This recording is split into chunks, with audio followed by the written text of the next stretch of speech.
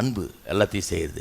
அப்போ சிருஷ்டித்தார்னு சொன்னா தேவன், விசுவாசத்தினால உலகத்தை சிருஷ்டித்தார்னா என்ன ஏவுதல் அவருக்கு? என்ன ஏவுது அவரை சிருஷ்டிக்கிறதுக்கு? அவருக்கு மோட்டிவேஷன் என்ன? ஏன் விசுவாசத்தினால உலகத்தை சிருஷ்டித்தார்? ஏன்னு சொன்னா அன்பு அவரை உந்தி தள்ளுகிறது, அன்பு அப்படி செய்ய வைக்கிறது.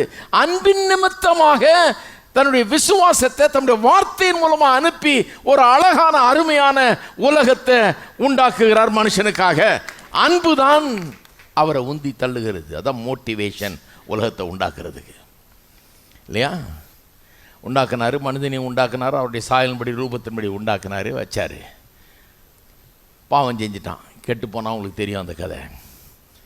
சாபமெல்லாம் வந்துருச்சு. இப்போ மனுஷன் வாழ்க்கை கெட்டு போச்சு. நல்லா வைக்கணும்னு நினச்சாரு, கெட்டு போயிடுச்சு. கெட்டு போன பிறகு அதை சரி பண்ணுறதுக்கு எடுக்கிறார் பாருங்க முயற்சி. இப்போது ஒரு புது சிருஷ்டிப்பை உண்டாக்கணும். பழைய சிருஷ்டிப்பு கெட்டு போச்சு, இப்போ புதுசாக மறுபடியும் சிருஷ்டிக்கணும். அதை எப்படி உண்டாக்குறாரு பாருங்க. அவர் உண்டாக்குறப்பெல்லாம் பார்த்தீங்கன்னா இதே பிரின்சிபல் தான். எப்படி உண்டாக்குறாரு? தம்முடைய வார்த்தையை அனுப்புகிறார். ஒரு தேவதூதன் மூலமாக அனுப்பி ஒரு கன்னி பெண்ணிடத்தில் அவன் வருகிறான். மரியாள் என்கிற கன்னி பெண்ணிடத்தில் வந்து, நீ ஒரு குமாரனை பெறுவாய், அவருக்கு இயேசுன்னு பெயரிடுவாயாக, அவர் தம்முடைய ஜனங்களை தம் பாவத்திலிருந்து ரட்சிப்பார், தாவீதின் சிங்காசனத்தில் என்றென்றைக்குமாக ஆளுவார் அப்படின்னு சொல்லிட்டே போகிறான். சொல்கிறான், இருங்க, எனக்கு புருஷனே இல்லையே, இன்னும் கல்யாணமே ஆகலையே, எப்படி நான் பிள்ளைய பெறுறது, எப்படி இது ஆகும் அப்படின்னு கேட்குறான். அதுக்கு அவன் சொல்கிறான், கர்த்தரால் கூடாத காரியம் ஒன்றுமே இல்லை. ஆனால் உண்மையாக சொன்னது அது இல்லை. இவங்க அப்படி மொழிபெயர்த்திருக்கிறாங்க. சொன்னது என்ன, அதான் உங்களுக்கு காமிச்சேன் 2 வாரத்துக்கு முன்னாடி, இன்னும் போன வாரம் காமிச்சேன். என்ன சொன்னால் அவள் என்ன சொல்கிறான்னா, லிட்ரலாக என்ன சொல்கிறா, கர்த்தருடைய வாயிலிருந்து வருகிற ஒரு வார்த்தை கூட நிறைவேறாமற் போனது இல்லை. அதைத்தான் கர்த்தரால் கூடாத காரியம் ஒன்றும் இல்லைன்னு இப்படி மொழிபெயர்த்துட்டாங்க. கர்த்தருடைய வாயிலிருந்து வருகிற வார்த்தை நிறைவேற முடியாதுன்னு ஒரு வார்த்தை கூட கிடையாது, நிறைவேறாமற் போனது ஒரு வார்த்தை கூட கிடையாது.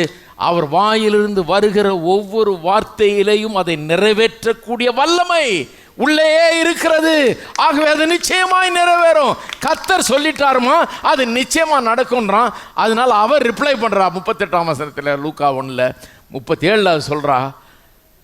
சொல்லிட்டு இவர் ரிப்ளை பண்றா, உம்முடைய வார்த்தையின்படியே எனக்கு.